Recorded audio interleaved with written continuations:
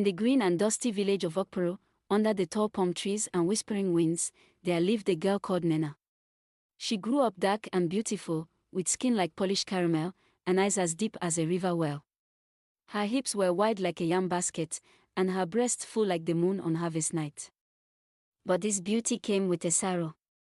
A deep one. Nena had a hunger she could not explain. A sickness that lived inside her bones. From the age of 14, her body began to betray her. Whenever she saw a man, any man, her chest would beat fast, her palms would sweat, and her thighs would tremble. Even the village drunkard, Arens, once called her with a slurred voice. She shook like cassava leaves in rain. She followed him into the bush, ashamed and broken. When she returned, the market women hissed, "She has no shame. Look at her. She will follow even a madman." Men saw her as a toy. Some waited for her near the stream, knowing she could not say no. They didn't beg her. They didn't even ask. They knew. Her body would come before her voice could resist. Even when her lips said please, leave me, her hands would pull them close. Her mother, Mama Adanma, didn't know what to do. She cried. Shouted. She took Nena to pastors. To herbalists. Nothing worked. The girl would promise, "Mama, I will stop." But she couldn't. Her only comfort in this world was Auntie Uzidi, her late father's sister. Auntie Uzidi was like a second mother. She was soft-spoken, wore long wrappers and always chewed bitter cola. She had no children of her own, but she loved Nena deeply. When Nena came home crying with torn clothes and dirt on her skin, it was Auntie Uzidi who wiped her tears. She would hold her close and whisper, "My child, don't cry. You're not bad. The world is just wicked." She made her pepper soup when she was sick. She rubbed her back when she was shaking from desire she couldn't control. "Maybe it's just your time," she would say gently. "Maybe the gods are testing you." Nena loved her.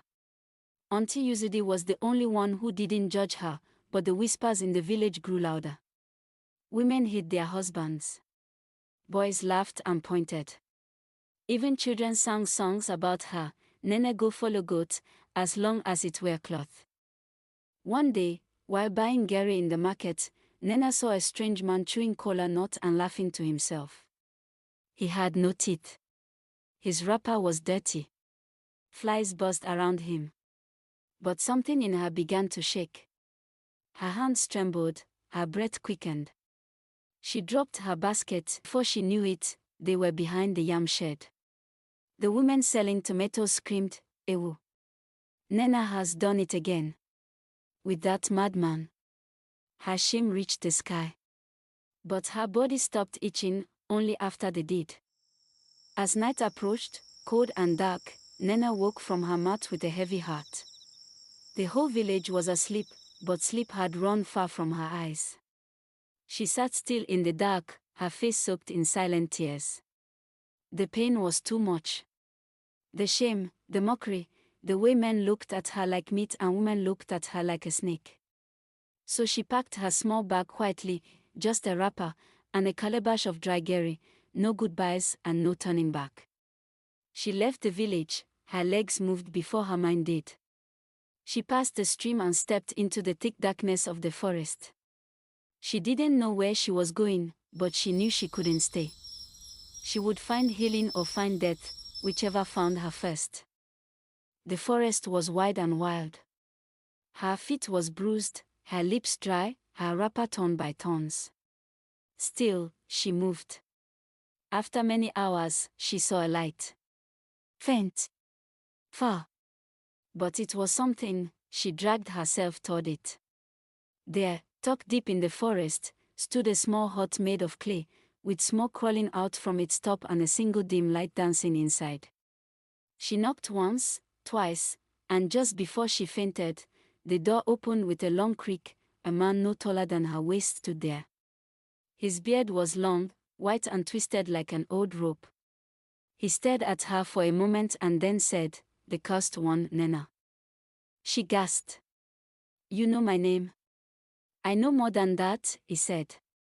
Come in, before the forest eats you. He told her to sit. She obeyed. He watched her closely. You are cursed. Not by nature, not by the gods, but by wicked hands. He told her she must go back to the village. She has been cursed and her soul tied to a dog. She must return and find that dog. You must walk through the village with your mother, he said. She will ask every dog owner if they will sell. The one who refuses to sell, that is your curse. On hearing this, Nena was shocked. The next morning, she ran as her life depended on it, straight back to her village to inform her mother of this shocking news.